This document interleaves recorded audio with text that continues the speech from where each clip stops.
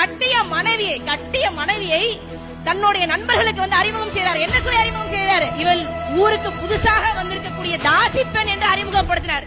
இவரெல்லாம் பெண் விடுதலை பேசினார், பெண்களுக்காக போராடினார் என்றால் இந்த சமூகம் நம்பிக்கொண்டிருக்கிறதா? கட்டிய மனைவிகளுக்கே உரிய மரியாதை கொடுக்க வக்கற்ற பெரியார் தமிழ்நாட்டின் தந்தையாக முடியுமா?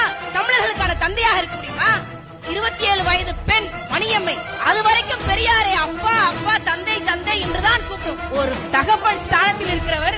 72 வயது முதியவர் 27 வயது பெண்ணிடம் என்னை கட்டிக்கிறியா என்று கேட்டவன் தமிழ்நாட்டு பெண்களுக்கு பெண் விடுதலை கொடுத்தார் என்று பேசுவது எவ்வளவு பெரிய அவமானம், எவ்வளவு பெரிய அவமானம். கேட்டா நாங்க பெரியாரை கேவலமாக பேசணும். பெரியாரே கேவலமானவர் தான்டா, பெரியாரே கேவலமானவர் தான்.